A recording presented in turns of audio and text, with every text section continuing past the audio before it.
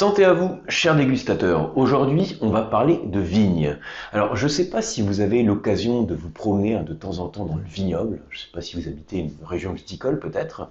Dans tous les cas, vous le savez, quand on se promène dans les vignes, on constate quelque chose, c'est que au cours du temps, au cours des saisons, la vigne change. En gros, pour faire simple, en hiver, quand vous observez le pied de vigne, c'est une espèce de tronc et de branche qui dort. Et ensuite, pendant la période de croissance de la vigne, vous allez observer soit des fruits, des fleurs, des feuilles, en fonction de la phase de développement dans laquelle se trouve la vigne. Et ce qu'on va faire dans cette vidéo, c'est qu'on va voir ensemble quels sont les différents stades de développement de la vigne qu'il vous faut absolument connaître, même en tant que dégustateur. Parce que connaître le cycle de la vigne, ça permet aussi de mieux comprendre les notions de maturité du raisin dont on parle. On sait que ça a un impact sur le profil du vin qu'on déguste. Ça permet aussi éventuellement de mieux comprendre l'impact que peut avoir le climat, le sol par exemple, sur la maturité de la baie de raisin et sur le profil du vin. Donc tout est lié. Donc même en tant que dégustateur, c'est important que vous connaissiez ces différentes phases de développement de la vigne. Et je peux vous dire, en tout cas c'est l'objectif, qu'à l'issue de cette vidéo, vous saurez par cœur les différentes phases du développement de la vigne. Vous saurez aussi reconnaître facilement, en étant dans le vignoble, à quelle période de développement on se situe, à quelle période de développement de la vigne. Il y a quelques schémas que je vais vous présenter qui illustrent un peu le truc. Alors comme toujours, c'est des schémas que j'ai fait comme ça sur un papier. Néanmoins, j'ai fait aussi une infographie qui est plus jolie, plus propre, que vous pouvez comme toujours télécharger dans le kit du dégustateur. Donc c'est le lien de téléchargement qui est sous la vidéo. Et j'ai voulu vous présenter un peu cette petite leçon parce qu'il y a certains dégustateurs qui me disent qu'ils sont un peu paumés avec les notions, je sais pas, de véraison, de débourrement, tous ces termes qu'on utilise pour qualifier les stades de développement de la vigne. Donc j'ai voulu vous le présenter ici de manière très simple, vous allez voir c'est très simple, mais pas forcément simpliste, juste de manière très simple, pour faire en sorte que vous vous en souveniez parfaitement. Alors, première chose, pour planter le décor, déjà le prérequis, et comme je viens un petit peu de vous le dire tout à l'heure, sachez qu'il y a deux grandes périodes dans le développement de la vigne, dans les saisons de la vigne. Il y a une période où la vigne dort, quand il fait froid, la vigne dort, et ensuite une période de croissance. C'est les deux grandes périodes. Donc la période de dormance, elle se fait à peu près de novembre à mars. Alors là, je parle pour l'hémisphère nord, novembre à mars. Quand on est dans l'hémisphère sud, il faut juste rajouter 6 mois. Donc c'est plus de novembre à mars, c'est à peu près de mai à septembre. Okay, donc là, si je vous donne des périodes, je les donnerai pour l'hémisphère nord, mais pour l'hémisphère sud, c'est la même chose, vous décalez de 6 mois. Bien, et ensuite la phase de croissance, donc à peu près de mars à octobre pour l'hémisphère nord. Sachez, donc ça c'est le premier truc, je pense que là je vous apprends rien, une période où la vigne dort et une période où elle est réveillée, et c'est une période de développement, de croissance. Alors, premier truc aussi, deuxième petit prérequis à avoir en tête, sachez qu'il y a deux grands objectifs pour la vigne, c'est les deux mêmes objectifs pour tous les êtres vivants. Alors les deux objectifs pour tous les êtres vivants, c'est déjà de ne pas crever, d'assurer sa survie, et ensuite, quand on assure sa survie, ou en parallèle d'ailleurs, on assure la survie de son espèce. C'est les deux choses. Pour tous les êtres vivants, pour la vigne c'est pareil. Il faut rester en vie, donc se développer, et puis assurer, je pourrais dire assurer sa propre pérennité et assurer la pérennité de son espèce. Ce sont les deux fonctions que je vous représente de la manière suivante, je vous montre sur le petit schéma. Donc ça je vous mets pour la vigne, mais c'est pareil pour tous les organismes, deux fonctions. Se développer, et puis se reproduire. Se développer, ça veut dire que pendant ce qui va solliciter le développement de la vigne, donc pendant ce qu'on appelle le cycle végétatif, on a certains organes qui vont être sollicités, certains organes de la vigne, et pour se reproduire, donc le cycle reproducteur, on a certains organes de la vigne, les fruits en l'occurrence par exemple, qui vont être sollicités. Okay, donc ça c'est le deuxième prérequis avec les deux fonctions. Alors maintenant, on peut rentrer dans le vif du sujet. Vous avez différentes périodes. Pour l'instant, ce que je vais faire, c'est que je vais vous présenter de manière hyper simple, avec un schéma bien basique, qui vous donne vraiment les grosses étapes. Ça me permet de définir 4 stades dans le développement de la vigne. 4 stades seulement. Alors il y en a beaucoup plus, mais en fait, quand on dit qu'il y a beaucoup plus, ça vient à l'intérieur de ces stades-là.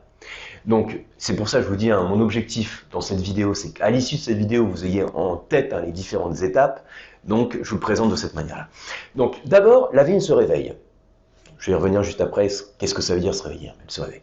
Alors maintenant, une fois qu'elle se réveille, il faut, première fonction, vous vous en souvenez, c'est assurer sa propre pérennité, son propre développement. Pour assurer son développement, qu'est-ce qu'il faut? Il faut créer de l'énergie. Et qu'est-ce que c'est l'organe de la vigne qui permet de créer de l'énergie? Qu'est-ce que c'est que le moteur de la vigne? Cette centrale d'énergie? Eh bien, ce sont les feuilles. Parce que c'est les feuilles, via la photosynthèse, qui vont permettre la création de sucre, le glucose.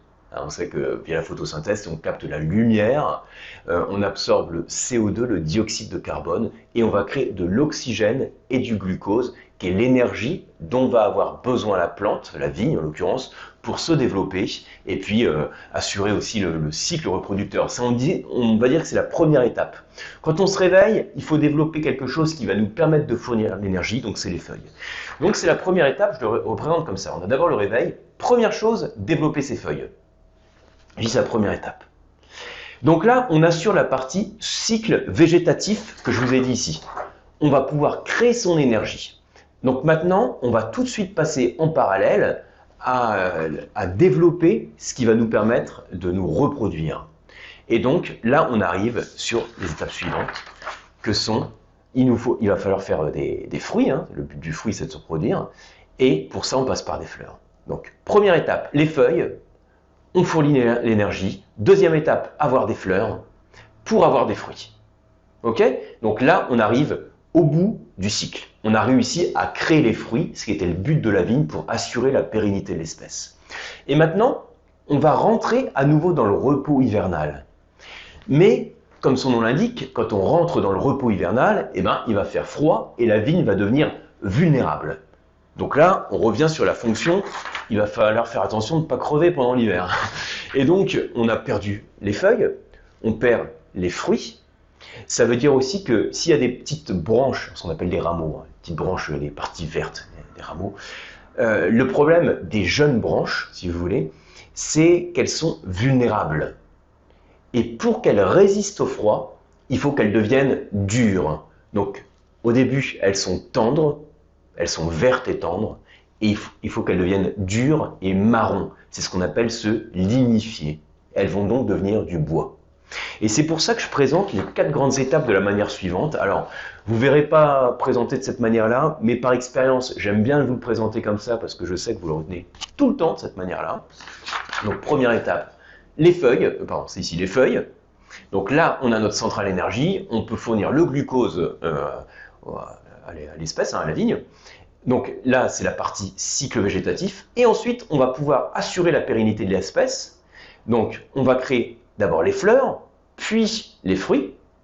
Et puis ensuite, comme on se prépare pour l'hiver, on crée le bois. Donc on a création des feuilles, création des fleurs, création des fruits, création du bois. Feuilles, fleurs, fruits, bois. Voilà les 4 grandes étapes que l'on a dans le cycle de la vigne. Alors maintenant, on va juste faire un petit zoom sur les différentes étapes. Un petit zoom rapide, mais voilà, déjà là vous avez la base principale pour comprendre ensuite les termes précis qu'on va utiliser. Alors, je reviens sur le réveil. Pourquoi la vigne va-t-elle se réveiller? Elle va se réveiller parce qu'il fait bon. Voilà. On n'a plus un froid hivernal, hein, elle sait qu'elle ne va pas crever en se réveillant, donc il faut qu'il y ait une certaine température pour qu'elle se réveille.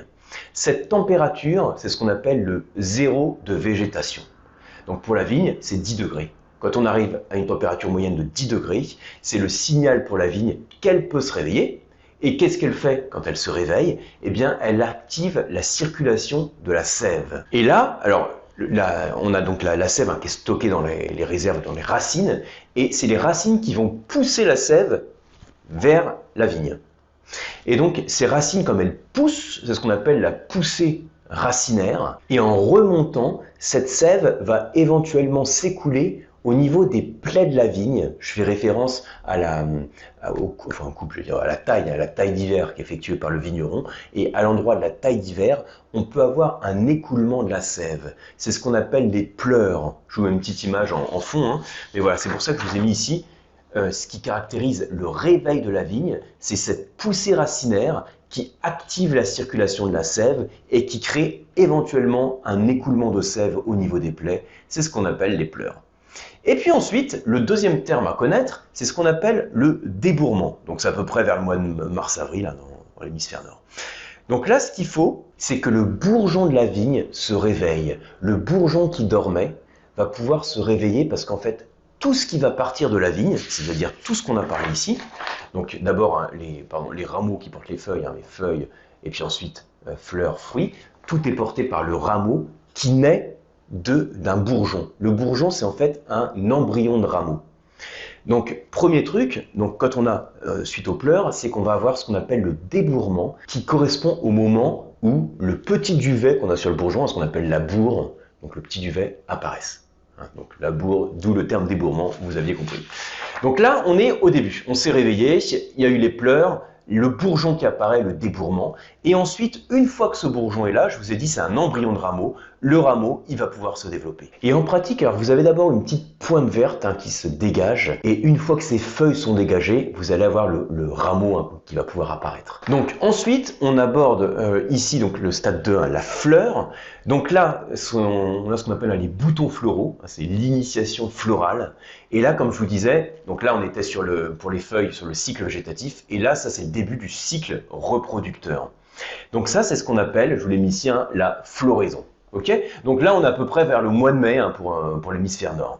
Donc les fleurs s'épanouissent, et puis ensuite, je ne l'ai pas mis ici, mais vous avez la phase de pollinisation et de fécondation qui va permettre l'apparition donc du fruit. Quand le fruit apparaît, c'est ce qu'on appelle la nouaison.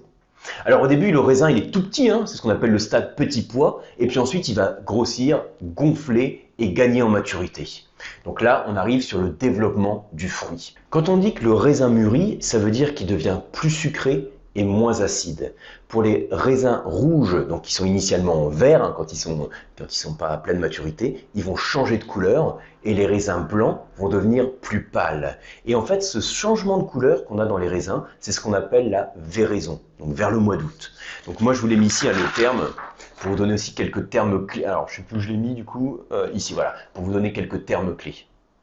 Donc j'insiste dans leur pleurs débourrement, la floraison, donc avec la pollinisation, fécondation, l'apparition du fruit qui est la nouaison, le fruit change de couleur, c'est la véraison.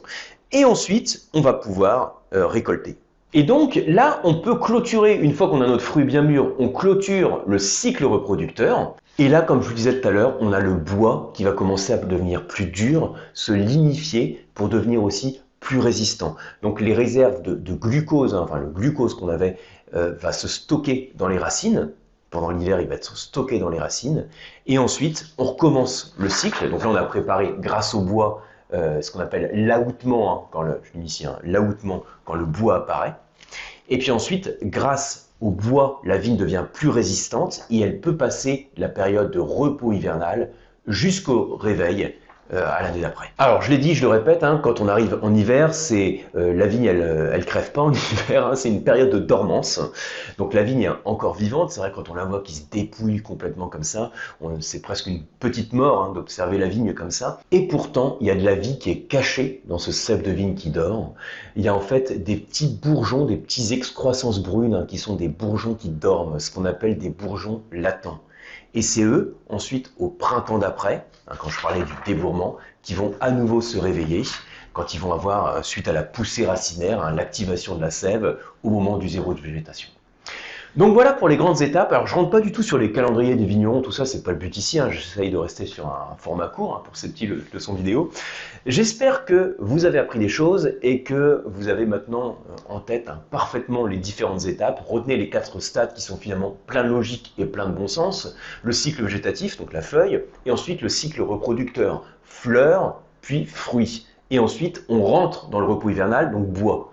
Donc c'est pour ça que je dis on développe les feuilles, centrale d'énergie, on développe les feuilles, on développe les fleurs, on développe les fruits, comme ça on assure la pérennité de l'espèce, et puis ensuite on développe le bois pour passer l'hiver. Voilà pour les différentes étapes, j'espère que ça vous a plu. Si ça vous a plu, merci comme toujours de liker la vidéo et de la partager. N'hésitez pas à me partager vos commentaires juste en dessous, je vous rappelle que je les lis systématiquement, même si je ne prends pas toujours le temps de répondre à tout le monde. On se retrouve sur les cours d'onologie et les formations sur le site Le Coam, sur les masterclass de la dégustation. Et puis, comme toujours, je vous le redis, je l'ai dit au début, si ce n'est pas encore fait, téléchargez le kit du dégustateur, le lien qui est en dessous. Dedans, j'y mets à chaque fois les infographies, donc je l'actualise régulièrement, je mets les nouvelles infographies dedans, et vous avez aussi pas mal de ressources pour progresser dans le vin. À bientôt et santé à vous!